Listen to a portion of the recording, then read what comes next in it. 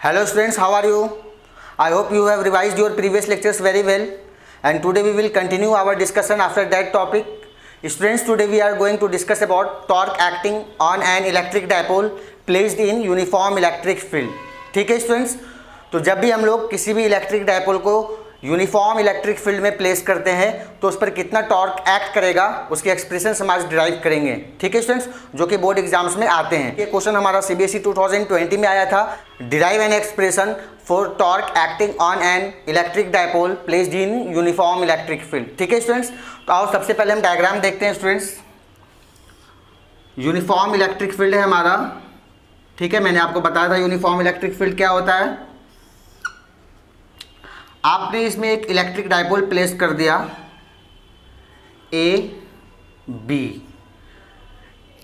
B पर हमारा students -q charge है और A पर +q चार्ज है, और डायपोल की लेंथ हमारी कितनी स्टूडेंट्स 2L है। इलेक्ट्रिक फील्ड हमारा इस डायरेक्शन में है स्टूडेंट्स। अब आपको डायग्राम में समझना है क्या है। यूनिफॉर्म इलेक्ट्रिक फील्ड हमारा क्या है, E है। AB हमारा इलेक्ट्रिक डायपोल है, लेंथ कितना उसका 2L है। A पर हमारा पॉजिटिव चार्ज है और B पर हमारा निगेटिव चार्ज है। तो स्टूडेंट्स, पॉजिटिव चार्ज है A पर, तो हमारा फोर्स किस डायरेक्शन में होगा, इलेक्ट्रिक फील्ड के डायरेक्शन में, जिसे हमने बोला FA। B पर स्टूडेंट्स निगेटिव चार्ज है, फोर्स कौन से डायरेक्शन में होगा, opposite to electric field FB। ठीक है, समझ में आया आप लोगों को। तो पॉजिटिव चार्ज है हमारा A पर, तो फिर इलेक्ट्रिक फील्ड के डायरेक्शन में फोर्स एक्ट करेगा, और नेगेटिव चार्ज है तो इलेक्ट्रिक फील्ड के अपोजिट डायरेक्शन में फोर्स हमारा एक्ट करेगा। तो आप देख सकते हो FA and FB are opposite in direction. अब क्या होगा, इलेक्ट्रिक फील्ड और डायपोल के क्रॉस एंगल कितना हमारा थीटा है, और आपने एक परपेंडिकुलर डिस्टेंस ड्रॉ किया। तो स्टूडेंट्स, ये लेंथ हमारा कितना होगा 2L sin थीटा। ठीक है, आप देख सकते हो इन ट्राइंगल ABC अगर आपको साइन थीटा कैलकुलेट करना है तो साइन थीटा हमारा क्या होगा, परपेंडिकुलर अपॉन हाइपोटेनस। तो P हमारा क्या है यहाँ पर AC, और हाइपोटेनस क्या है AB। तो आप AC कैसे कैलकुलेट करोगे, AC equals AB sine theta means 2L sine theta. ठीक है स्टूडेंट्स, अब क्या होगा, सबसे पहले बात आपको स्टेटमेंट लिखने होंगे बोर्ड एग्जाम्स के लिए, है ना। तो आप स्टेटमेंट लिख लो students. Consider an electric dipole AB of length 2L which is placed in uniform electric field of intensity E। ठीक स्टूडेंट्स, अब आओ, force on charge +q at A पर हमारा जो फोर्स लगने वाला है वो FA है, और कितना स्टूडेंट्स QE।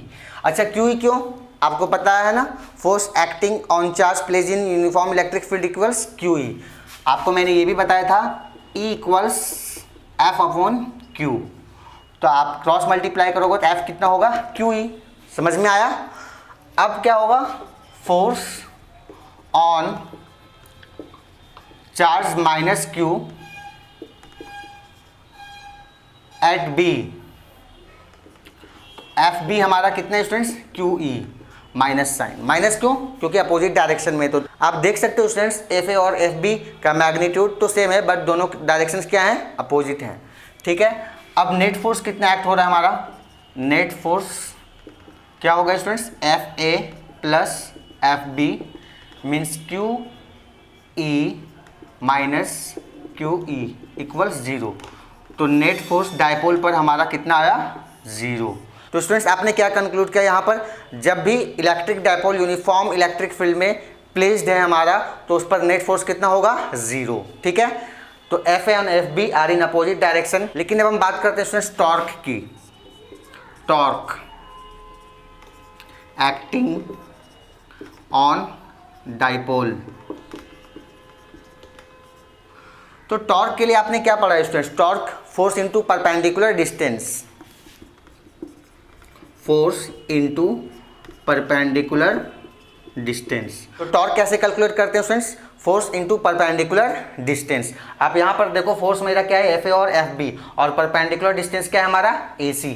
अब समझ में हमने AC क्यों कैलकुलेट किया था, ठीक है। तो टॉर्क का इफेक्ट क्या होता है, रोटेशनल मोशन ये प्रोवाइड कराता है, ठीक है स्टूडेंट्स। जबकि फोर्स की अगर हम बात करें तो लीनियर मोशन। तो आप इस केस में देखो नेट फोर्स तो जीरो है, इट मीन्स डायपोल में कोई भी लीनियर या ट्रांसलेटरी मोशन नहीं होगा, जबकि रोटेट करेगा, रोटेटरी मोशन होगा इसमें। समझ में आया, ये डायपोल है, आप देख सकते हो, आप मार्कर से समझ सकते हो, एक फोर्स इस एंड पे लग रहा है और दूसरा फोर्स हमारा अपोजिट डायरेक्शन से एक्ट कर रहा है, तो क्या होगा, ये फाइनली रोटेट करेगा।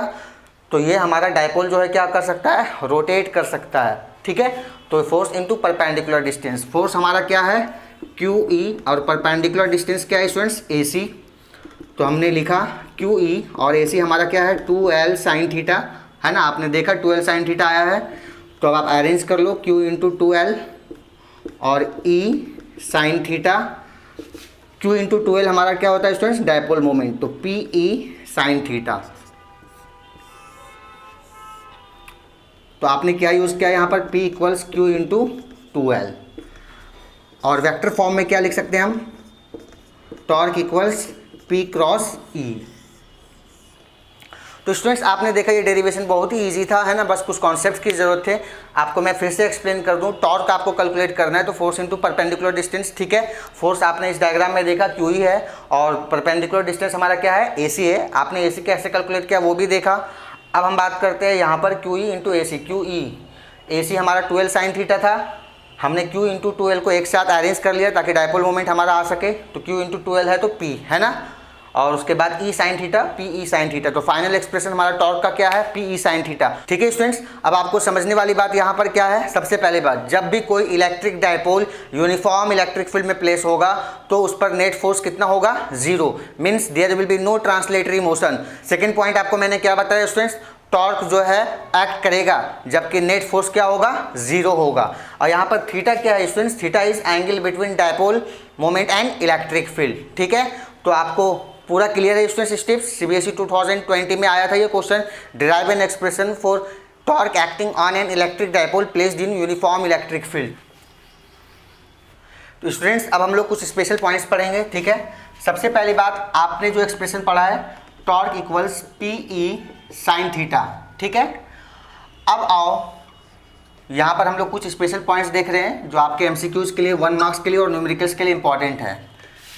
इफ थीटा इक्वल 0 डिग्री, है ना। अब थीटा इक्वल 0 डिग्री, थीटा क्या था, angle between dipole moment and electric field. तो सबसे पहली बात बताओ, आपके पास जो एक्सप्रेशन है torque equals PE sin theta और sin 0 हमने पुट किया थीटा की वैल्यू, टॉर्क की वैल्यू कितनी आई स्टूडेंट्स, 0, मीन्स sin थीटा है तो sin 0 की वैल्यू कितना होने वाला है, 0। तो टॉर्क हमारा 0 है, इस केस में टॉर्क हमारा क्या स्टूडेंट्स, मिनिमम। आप डायग्राम की हेल्प से भी समझ सकते हो, क्या है, इलेक्ट्रिक फील्ड अगर हमारा इस डायरेक्शन में है और डायपोल मोमेंट भी सेम डायरेक्शन में होगा, ठीक है स्टूडेंट्स। तो हमारा ये -Q है और ये हमारा +Q है। तो डायपोल मोमेंट का डायरेक्शन आपको क्या बताया था मैंने, it is directed from negative charge to positive charge, तो negative charge to positive charge. तो आप देख सकते हो E and P are in same direction, means इस केस में आपका थीटा क्या है, 0 डिग्री है। तो ये हमारा केस था, ठीक है स्टूडेंट्स। तो आप एक और बात मैं आपको बता दूं, टॉर्क तो 0 है ही, लेकिन फोर्स भी हमारा क्या है यहाँ पर, 0, ठीक है। तो आप यहाँ से एक चीज़ ऑब्जर्व कर सकते हो, नेट टॉर्क भी 0 है जब डायपोल और इलेक्ट्रिक फील्ड के बीच का एंगल कितना हो, 0 डिग्री, और नेट फोर्स भी 0 है। इट मीन्स क्या है, it is in state of equilibrium, और स्टेबल इक्विलिब्रियम होता है स्टूडेंट्स। तो कैसा केस है ये हमारा, dipole is in stable equilibrium. तो ये पॉइंट्स आपको याद रखने स्टूडेंट्स, न्यूमेरिकल प्रॉब्लम्स में हेल्पफुल होंगे, ठीक है। कैसे मैं बताऊंगा।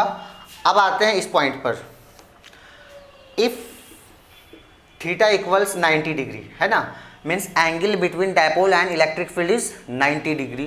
तो बताओ sin 90 की वैल्यू क्या होती है इस वैल्यू के लिए, 1, और मैक्सिमम वैल्यू होती है।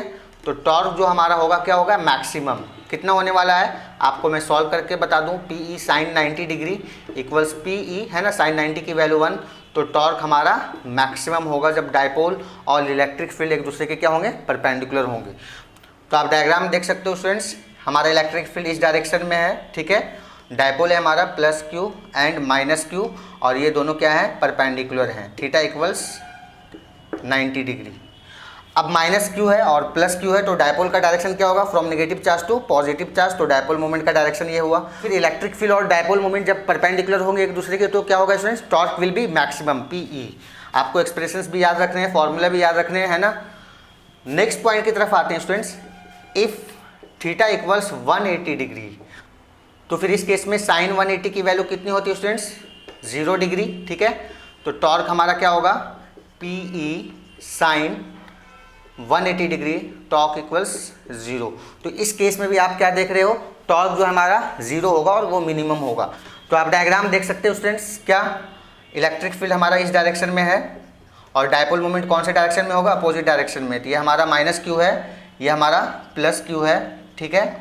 तो dipole moment is directed from negative charge to positive charge. ये थीटा कितना है स्टूडेंट्स, 180 डिग्री। तो अब आपको मैं बता दूं सबसे पहली बात, ये थीटा इक्वल्स 0 डिग्री में हमारा टॉर्क कितना आया था, 0 था, और थीटा इक्वल्स 180 में भी टॉर्क हमारा कितना है, 0 है। तो फिर ये केस जो है हमारा अनस्टेबल इक्विलिब्रियम होता है स्टूडेंट्स, अनस्टेबल इक्विलिब्रियम। तो सबसे पहले हम लोग कुछ अब डिस्कस कर लेते हैं इन्हीं पॉइंट्स के रिलेटेड।